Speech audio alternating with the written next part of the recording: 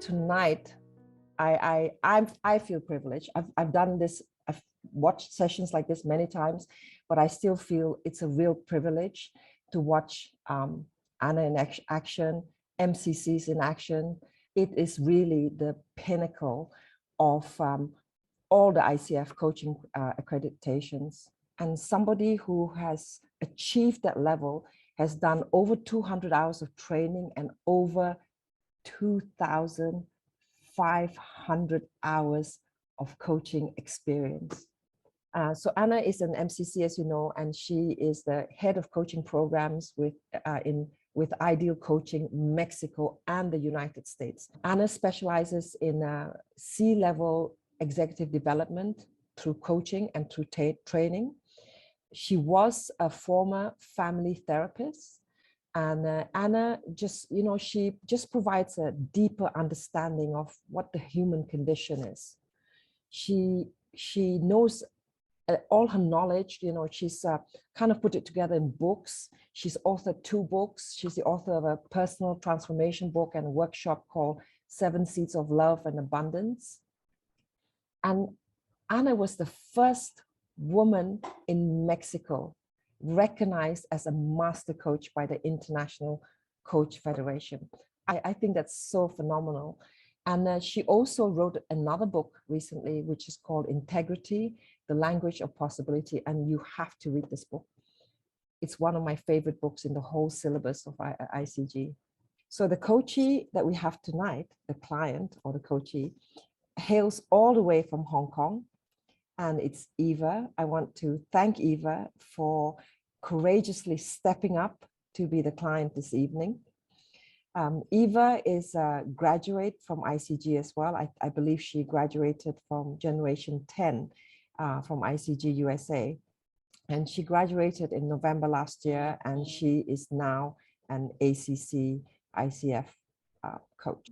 And it's over to you, Anna and Eva. All the best. So what do you want to use this session for, Eva, tonight? I want to talk about my work issue because lately there's one decision is quite bothering me because I need to make a decision because this year the company's goal is to step outside China. I mean, right now, because we have all our factories in China, but now we need to source outside China. So countries like India, Thailand, Cambodia, Myanmar, Vietnam, we need to open up the market. So last month, I put a lot of effort to find factories in India and also Thailand. And I find quite a lot of interesting factories there. So that is a necessary for me to have my business trip going there to identify like which factory is good to use, because that will be a very good opportunity for the company's growth for this year. But on the other side, I know I must go, but on the other side, I'm quite struggling because of that pandemic, I'm worried to travel.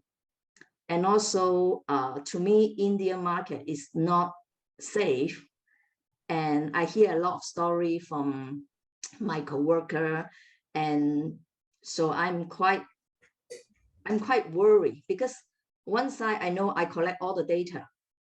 I know I need to go. I need to step outside China.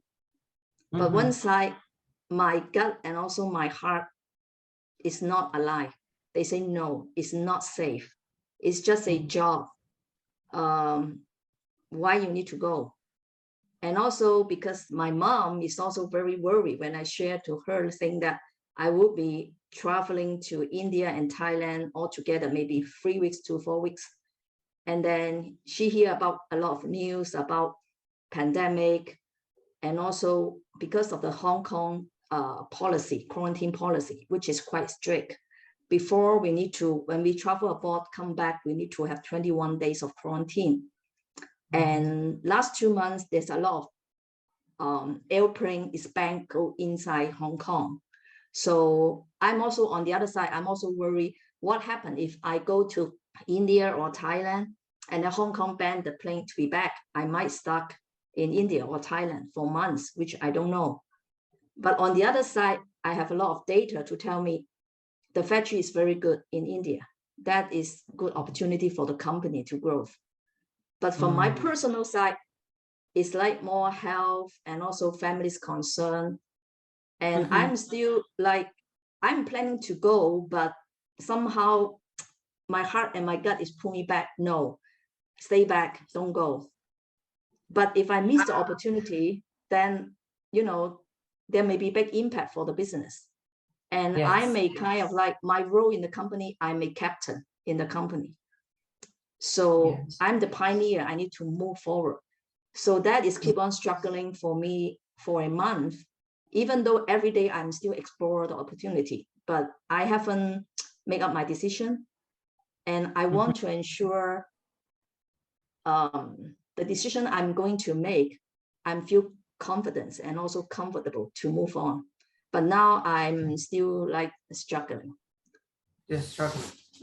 Yeah. So what I hear saying is that you have like two sides of you. In one side, you say, let's go, it's an interesting opportunity. On the other side is like, but what about your personal safety? And so you say on the one side, on the other side, which voice is more powerful for you right now?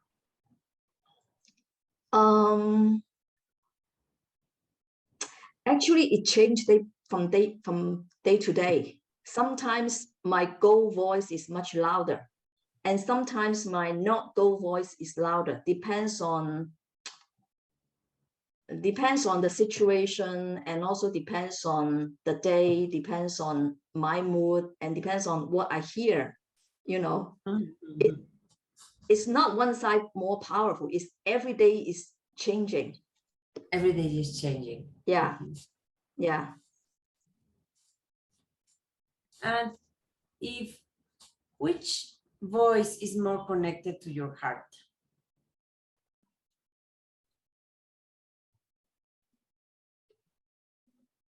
Connect to my heart.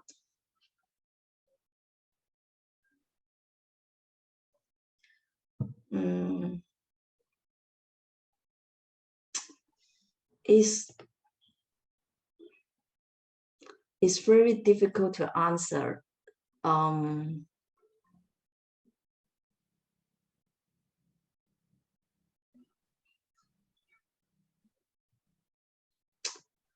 mean, I feel like 50-50. I can't really have a voice which is stand out more. I mean, just like 50-50, 55-45, sometimes I don't really have a voice is much louder. I mean, yeah. So what would you like to create in this session? I know I need to make a decision very soon, because one side I'm preparing my trip. I'm talking to the vendor in India and also Thailand.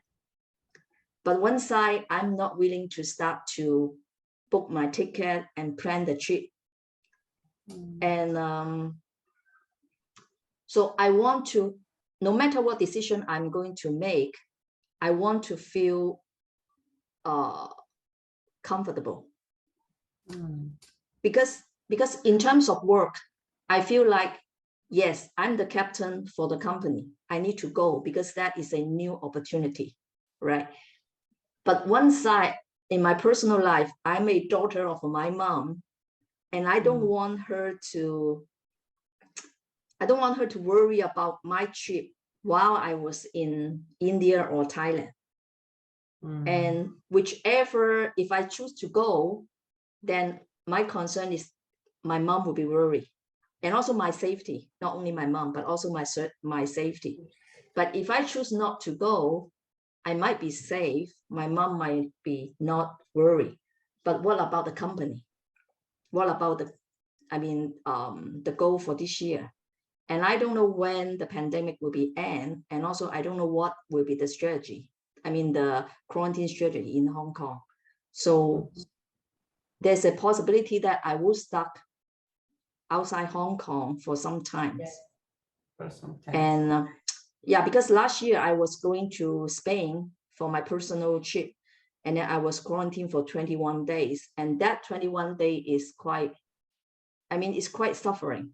But so I have that experience. So that experience also freaked me out if I need to stay somewhere outside Hong Kong. Yeah. So I have a lot of this kind of like go, not go, go, not go. And I try to list out what is the pros and cons. And I feel like it's 50-50. So I'm still cannot figure out one decision to go or not to go. So I want in this section, I want to feel comfortable no matter what decision I make. Sure. All right. And why is that important? Actually, it's more for the company, because that is business decision. And right now we have a lot of customer, they want to explore outside China. And this is the opportunity for us to maintain our business or to grow even more. And also we can, because with that pandemic, a lot of companies shutting down. So I see this is opportunity, and I can keep also the employee. Okay. Yeah. So it's important regarding your leadership, your keeping up the company into a good place. You can keep your employees. Yes, and also keep the customer, because all the customer, they want us to go for outside China sourcing. All right. Now, how will you know at the end of this session that you are comfortable with the decision? If I have a direction to know how to make my decision. Because right now I still not sure which direction should I choose.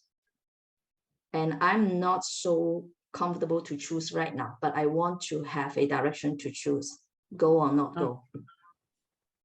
Very good. So, for me, what I hear is that you have two voices. One is a voice of creation.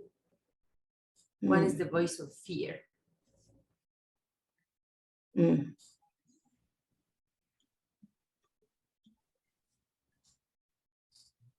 What do you think? Yeah. Yes, I think you're right. I mean, creation, so one side, I feel like I'm the leader, I'm the captain for the boat. So I need to create the opportunity. I need to create a business for the company. So that is one of the voice. And the other voice is more, I mean, my little voice. No, this is a job. Take care of yourself. Your health is far more important. You know, your safe is far more important. But sometimes I feel like I'm the leader. I should take risks. I should take risks. I should go. That's the voice of the leader. You know what I noticed? Your expression, you know, your face, you know, I'm the leader. Your smile. And then you call it the other voice, the little voice. What do you mean? It's more my gut, and also actually right now when you say that, my heart is more agree with my goal. And the fear actually is from my gut. So I want my thought, my heart, and my gut is alive, because sometimes I feel like they are not together. Yes. So they are pulling me apart and confuse me. So you know, it's very difficult. So let's say if that the voice of you as a leader talk to the voice of your gut, which is an important voice, for me. Yeah. Because it tells you to take care of yourself, you know, somehow. So will the voice of the leader will take the voice of fear? if they were to talk? I feel like the leader shouldn't be worried about fear. Fear is always happen to a leader. It's a matter of when there's a fear happens, how the leader handle the fear. Wow. So leaders should have the way, or a so-called like strategy or being to handle the fear. And leaders shouldn't be driven by the fear. I think sometimes they're driven by the fear, but would you say something so powerful? You know, how the leader handles the voice of fear. So if you were to handle that voice as a wise voice, not as a bad voice, but as a wise voice, how will you, as a leader, will handle that voice?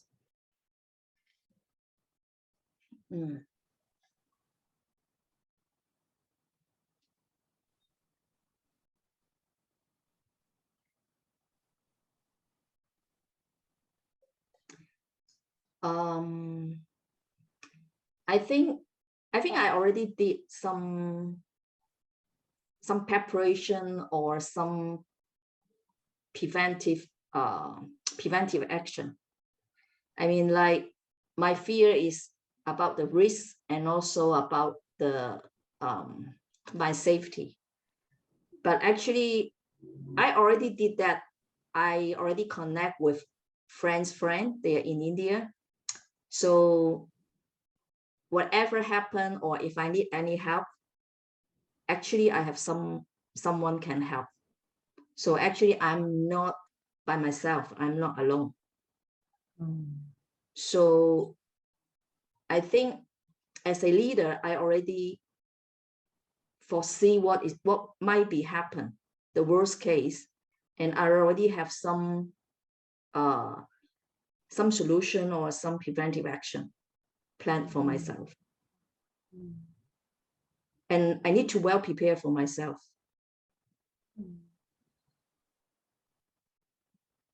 Now that you are saying that, Eve, what are you observing?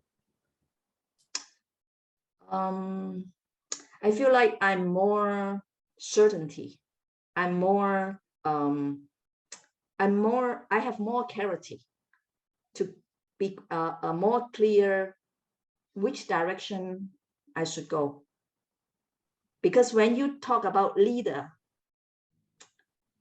and then when I talk about leader, I feel like, yes, you're right. So I can handle with. Yeah, so I can handle that. And there's a lot of ways to handle, but it's more on my more on myself, my being, how I handle that. So when you say it's more on yourself, on your being, what do you mean?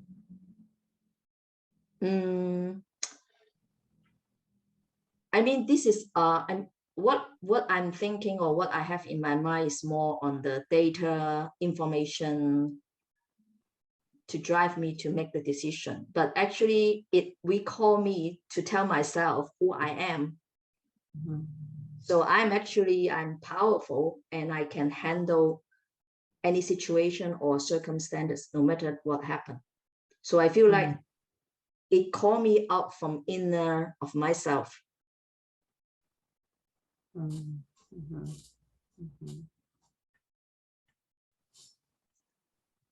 So how are you doing right now in this coaching session? I feel I have direction, and my voice now is louder to go. It's louder to go.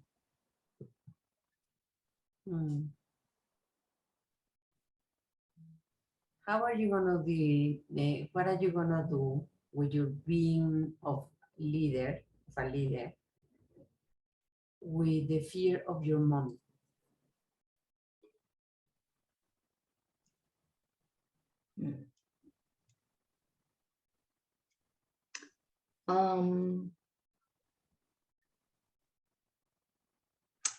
When I have I mean, there's always a fear around me. I mean, there's always. Then I just, when it happens, I just need to remind myself, what do I want to create? What do I want? And to remind myself who I am. I'm the leader for, I mean, this goal, I'm the leader. I need to create. So when fear comes, then I need to know what is my objective, what is my goal, what is my intention, and keep on reminding myself.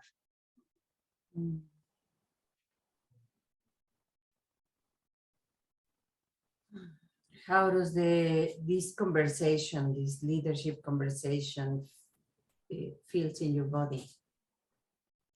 I feel hot, I feel warm, I feel powerful, and I feel that remind me about myself. I'm the pioneer. I need to do something different, not follow the flow like or by others. I need to lead and I need to create. I'm very touched of what you've discovered. Thank you so much. So, is there any steps that you would like to create for yourself after this session? Yes, I think I would talk to my mom, and I would tell her about how I feel to go, and I need to assure she support me and not create problems to her. And I will tell her what is my planning, and then what I'm going to do there, and then who will be the person can support me while I'm there, to make sure she is okay and make sure she support me. And also for myself, I mean, for business side, I already have all the information, right? I mean, which factories, where to go or whatever, but I just need to write down in more detail, in more strategic. But for myself, I think I will prepare all, list out the medicine.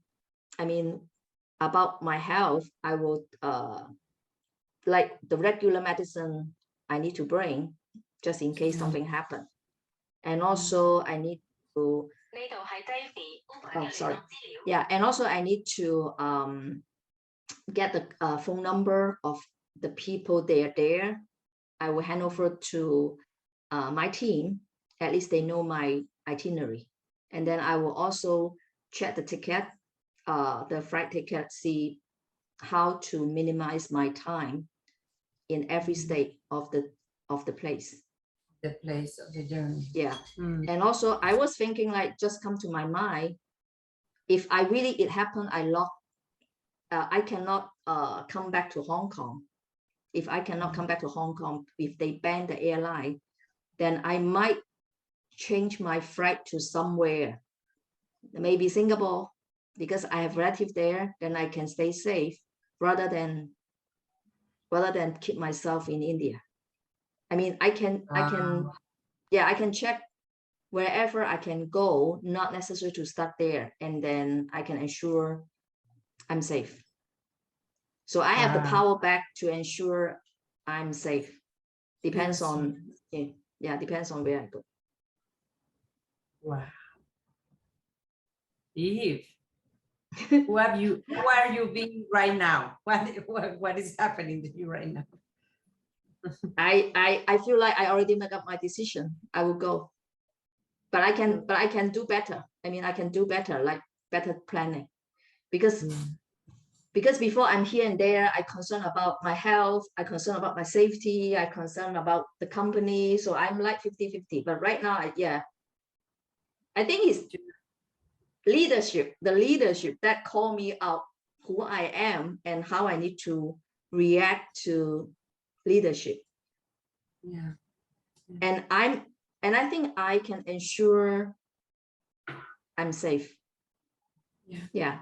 I can ensure that by myself, not by the circumstances.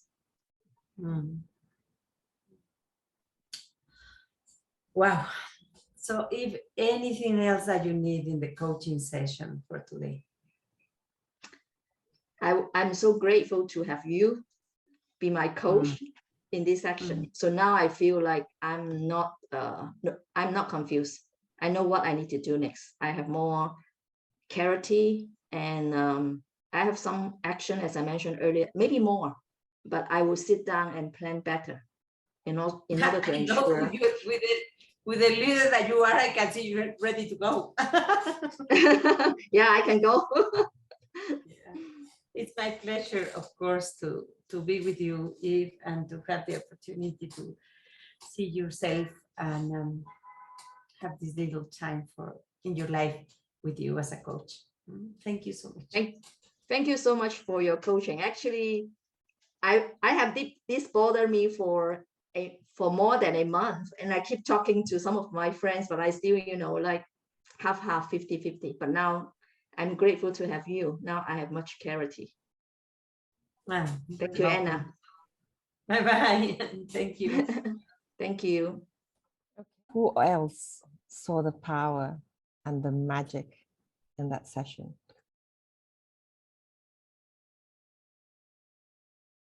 And in the conflict, initially I was because go or not go, switch to leader or daughter, which connects more, which empowers her, so that Eva's now that the face is enlightened, is it very bright, and then, oh wow, I'm a leader. I'm so keen to be a leader. May I say that Eva's body language was very evident. She gets so excited when we talk about her leadership voice. And yeah, so and the coach has to also listen to the body language as well, the tone and the body. And when she lights, you can see the body lights up when she's confident with herself, so that's good. When she talks about, oh, I can do this, that kind. So as coach, we need to be really observant about the body, the voice, the tone.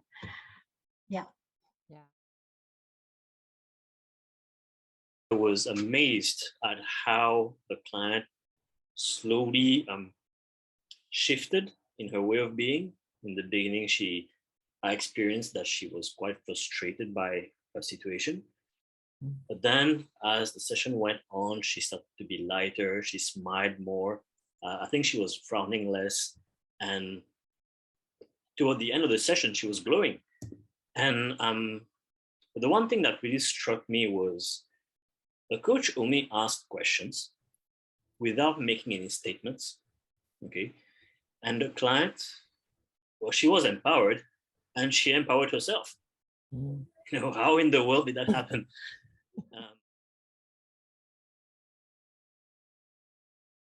Let's unpack this session, because it was almost magical, the transformation.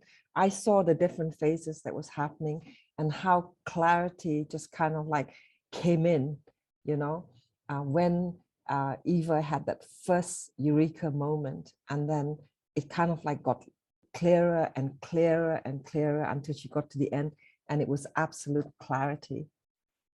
And you saw that, you heard that, and you saw what Anna was doing. She was it was in the questioning, the kind of questions she was asking, what she was picking up on, and always checking in with Eva. Okay, how are you feeling about it right now? How does it feel in your body? Where are you at now? So making even Eva go back and noticing it herself. But you see in terms of the function of the coach, and is that to create the space so that you listen your client in such a way that your client can listen to themselves and their wisdom. And so our coaching assumes that there is wisdom and power in the client. So that's what we call a presupposition. And so when you are trained in our system of coaching, you are trained to get the client to have the power to get to their own wisdom. So your wisdom is to let your training is to let your client's wisdom be present to you as a coach, so that you as a mirror can reflect that wisdom into your client with your listening and with your presencing. And that's when you say, Darren, how did that happen? That's because that's what you've been trained. That's what the way you see your client as a coach is pure possibilities, you know. And it's not that you want, I don't want Eve to go, I don't want Eve to stay, I don't want anything. I just want Eve to know herself, so that she finds what is in her possibility, and choose and make a choice with her freedom and her wisdom and her joy and her presence and her might. So I just love when you say she's glowing. I saw that too, and I said, and now she's connected to herself.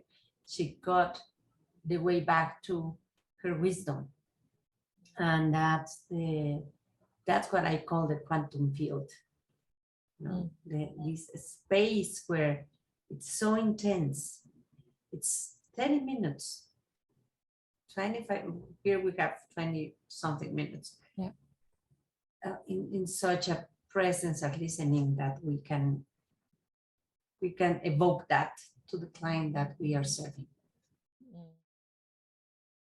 And I noticed that you were closing your eyes. You were sort of like in a space of yourself, probably listening to the client's voice, but you were also almost like grounding. There were moments of that deep thought, and you were closing your eyes. What were you thinking, may I ask? I mean, you're based on the procedure of your coaching being.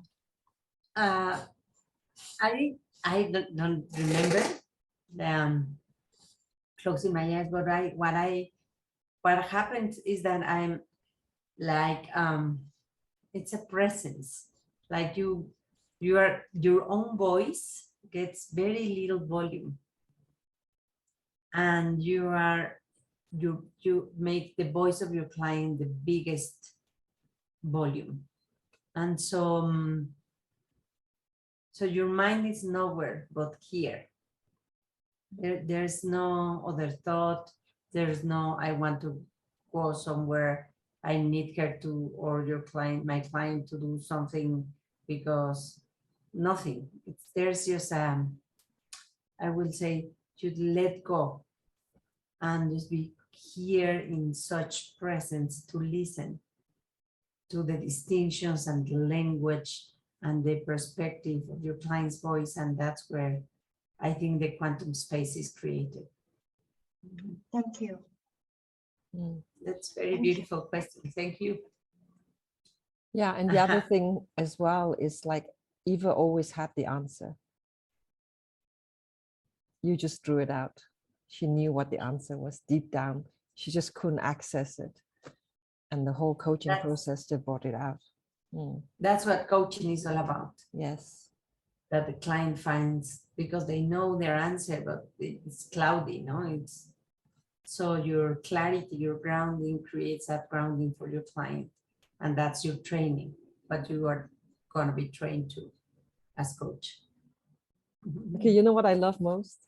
At the very end, when Anna said, you know, what will you do now, now after this? And Eva had like plan A, plan B, plan C. You had all the answers. She had all the answers, but not just one or two. She had so many. She just knew them all already, right?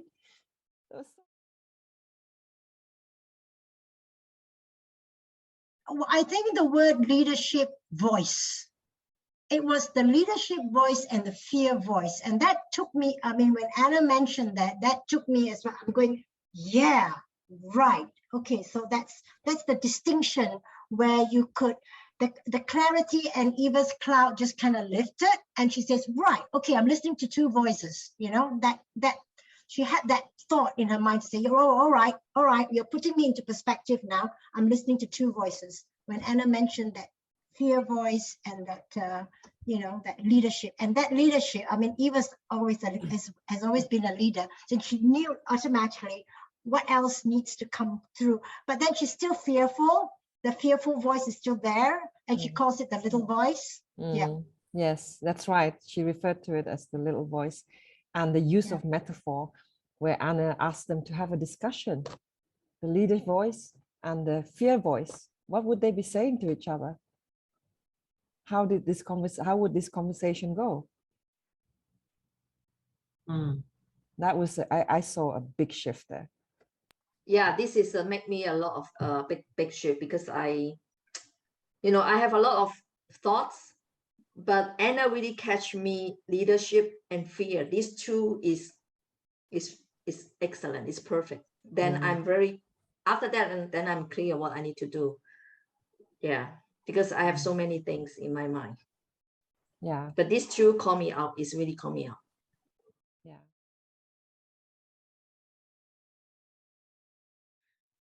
So I noticed how to say, the coach did not say much. Okay, the client did all the work by herself. The coach only asked very pertinent questions, very on point. And I wonder if this is not what the light touch is all about. Yes. It's, for me, it's a profound respect of the client's worldview. And it's like entering into a home, no? So you're invited to a home, and so you don't go into the drawers and, you know, mess it up and open the refrigerator. You have to be, it's honoring the client's perspective, and it's light, and it is an honor, you know, to work with every session. And how can you be present in such a way that this house looks so beautiful, and that then the clients notice their own wisdom. And so it's light, but it's very difficult to be light. It takes training to create that space, and to do the question is going to make your client wired in a different way, their situation. So you can see that a question is powerful, not because of the question itself, but because of what happens to your client. Like with Eva, there were some questions that she looked up, she looked down, she was, you could see her worldview moving, like different perspective. I don't know how to answer this question. Why is this question? So, so you have to let your client think through. And so that's why you see a lot of silence in a good coaching session. The coach doesn't have any rush, because you are there. It's like, there's a lot of that quantum field is this connection that you have with your client that is so deep that there's the time flies, you know, in a different way. It moves in a different way. You are just present. And that's why it's interesting because what you see outside, there's so many things that are happening inside the session, you know, that's why we're deconstructing the session. So we can, and that's part of what we do in our school. You know, we see sessions, we practice, you have mentors that see your own session and deconstruct the session so you can actually learn how you are coaching, what is your coaching style, because every coach has a different coaching style. So that was interesting, Darren. Thank you. Thank you, Anna. Thank you so much, Anna. I would actually like to say thank you to Anna and Eva, because from this session tonight, I got a completely new understanding of how privileged we are to be in that very special space between the client and the coach.